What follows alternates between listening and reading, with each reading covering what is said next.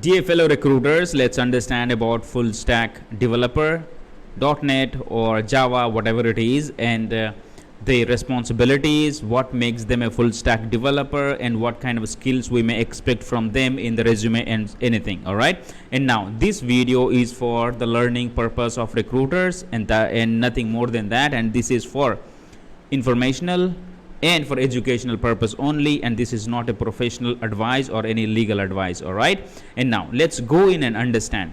So prior diving into full stack developer responsibility, I hope you have watched the previous video about front end and back end, right? I hope you have done it. If not, please visit there and make yourself comfortable with those informations, because full stack developer consists of front end, back end. And now if you are thinking, if a developer knows about how to develop front end, mean the front end of the application or the website, and back end meaning the languages that makes the website work, then that is not going to make the person full stack. All right, that could be front end and back end developer. Now to become a full stack developer, you need to understand that the individual needs to know front end, back end, and database related.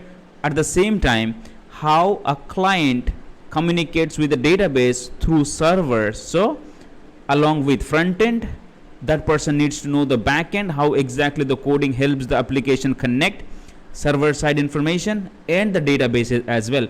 I'm going to dive you through the informations and duties and other things what makes an individual full stack. All right. First thing, you cannot negate that the front end person must and should have the experience and knowledge about HTML, CSS and JavaScript. All right.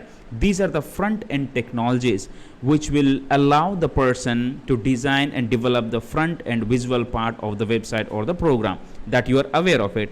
And apart from that, what else the full stack developer needs to know? Now it could be .NET or Java developer. All right, it could be .NET full stack or a Java full stack. The front end does this. Okay, the front end must be done HTML, CSS, JavaScript. Then whatever the programming language they are using in the back end, it depends upon the project or the client. Now apart from that, these full stack developers must know the other third-party libraries, right? You might have heard of jQuery, LESS, Angular, React.js and everything. So if you are looking for a full stack developer, they should know about the front end technologies, HTML, CSS, JavaScript and other technologies as well. So do you think it is going to stop here? No, there are other front end technologies that client want to see, or it depends on the project to project. For example, here are the majority of the technologies I have tried to mention over here. So HTML, CSS, Bootstrap, Ajax, CSS, JavaScript, ES5, HTML. So these are all the front end technologies you will see in the full stack developer's resume. If you will see only front end developer, they will be limited with HTML, CSS, JavaScript, and few of these depending upon what kind of dynamic website or the software they are building. All right, now you understood about front end part that is required for a full stack developer should know. Now that person should know back end as well, meaning these are the programming languages, right? You know, Java, Python, Ruby, core .NET, C#, Perl and PHP. Now these are the server side or back end languages the person needs to know. So along with front end, the person should know about back end languages as well. If you are looking for a .NET full stack, that person should know Visual Studio as well. Do you think it is going to end here? No, because these are the back end technologies. Now the person should know about the databases as well. All right, what are the databases? MySQL, MongoDB, Oracle, SQL Server, any of these. All right, any of the databases the person should know. Now what is cache mechanism? This cache mechanism is something that you know, right? When we browse something on internet, and if we close everything, now we reopen the previous closed link, so that link will be opened through the cache, meaning this will not go directly to the primary source, but it will be stored somewhere, and that is the mechanism that it is been used in IT. So for that, you would see Varnish, Memcached, Radis. These are few technologies that I found online, and these are been used by full stack developers. Okay, there could be many. So you may ask what sort of cache mechanism tools or programs they have used. Now, what else required for a full stack developer? See, it is not front end, back end. Now they need to know about the databases as well.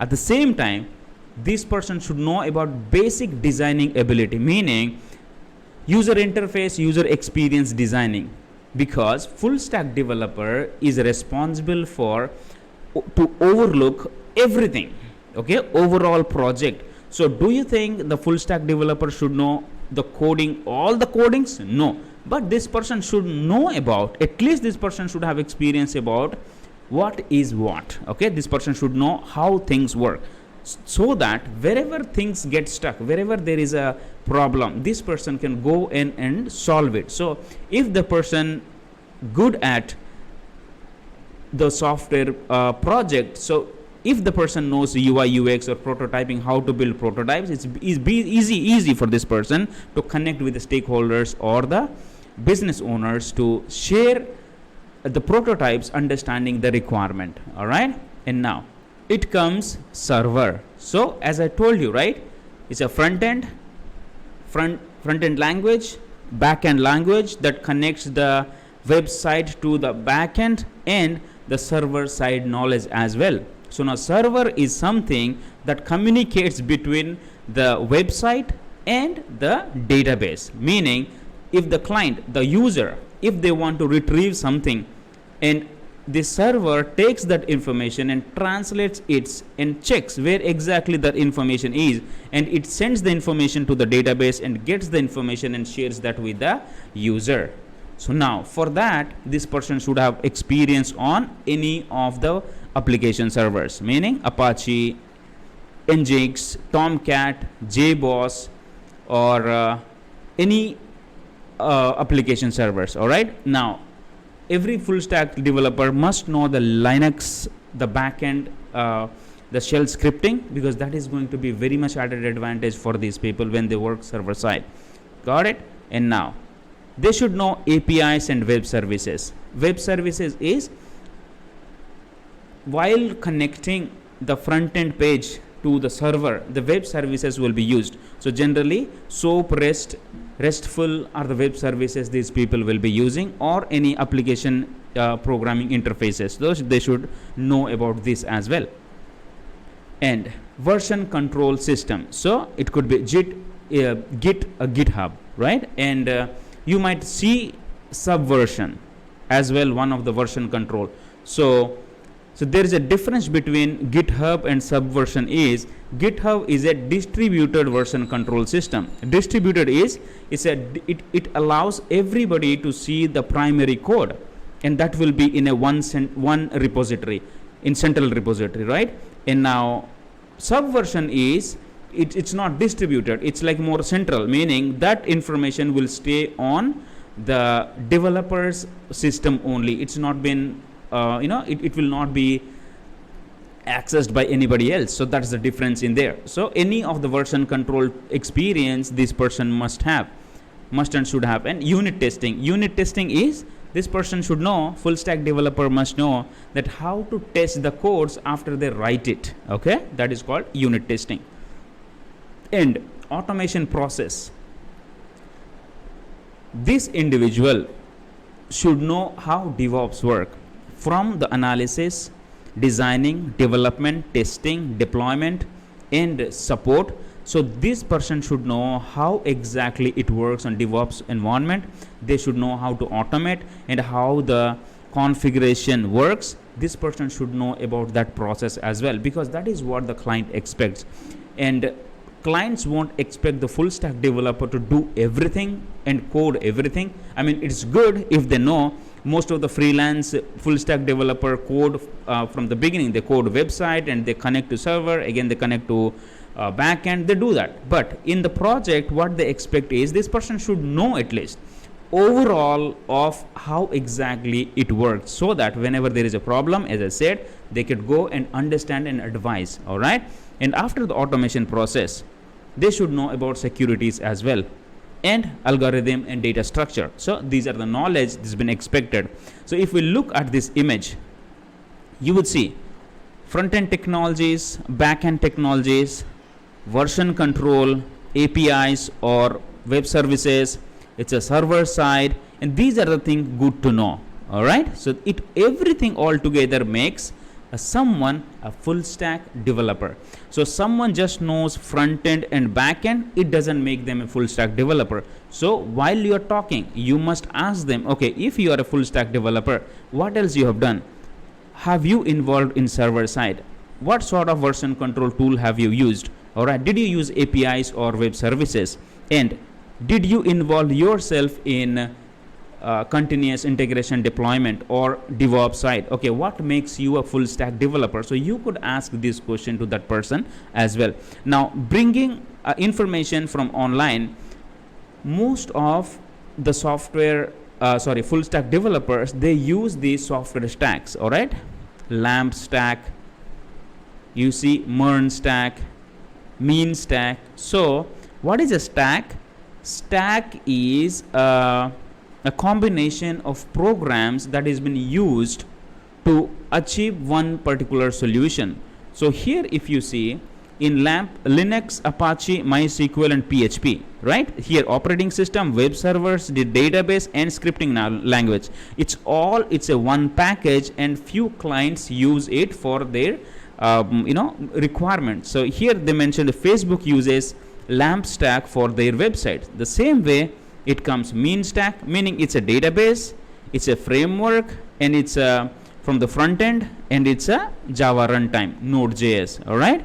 The same way mean stack is MongoDB, it's a NoSQL database. NoSQL database is, the MongoDB is not like the MySQL or any other databases, because MongoDB is unstructured. It saves unstructured data, because most of the databases are it's like tables, and it's a table based, right? It's a rows and columns, and those are structured, and MongoDB is unstructured, and the Django, those are the unstructured. NoSQL, these are the unstructured. All right. Now that's how differentiates it. Now here Express, it's like a when programming framework, Angular front end, and Node.js again. So now if you are looking at a full stack developer resume, you may ask, well, what is the software stack they have used? All right. And now these are the responsibilities. Okay, what they generally do here, they translate the requirement to overall architecture and implement. They help them implement in new systems. They coordinate and manage projects with the client. These are the back-end languages they use. In .NET also they could use. These are the front end they use. And they understand, create, debug databases. It's the back-end database. Testing code and validate. They do testing as well, the unit testing. It's better they should know other testings as well. Now they monitor performance of web application and infrastructure overall. So when it speaks about infrastructure, it's all about related to operation, at the same time about the hardware as well. All right, networking, data centers, and the systems and everything. Now troubleshooting web application with fast and accurate resolution. So this person should involve in, if the website goes down, they should know where exactly the problem could be, because that is the reason they call full stack. It's overall. Now if you are thinking a full stack developer has to be a extraordinary coder of front end, back end, server side, database development, they should do configuration, automation, configuration, everything. No, full stack developer should know how it works, and it better they know more of whatever is required. All right. So it is like full stack developers are jack of all trades but master of none. And here full stack development is a mindset, again the way DevOps, right? So here the person who knows more about information, they would like to involve more in a process, then that makes someone a full stack developer. Now if you are writing a string for full stack, so obviously you would like to include front end technologies, back end technologies. Which back end they ask? It's a .NET, or it's a Java. Then you got to include strings for server side, web services. You got to use string for databases, what sort of database they have used, again DevOps side, and whatever the client is asking for. All right, now it is just not about looking for a front end and back end, but it is overall software development structure this person should know.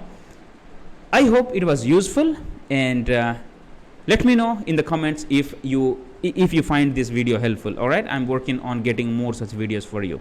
Thank you very much, and God bless. Take care.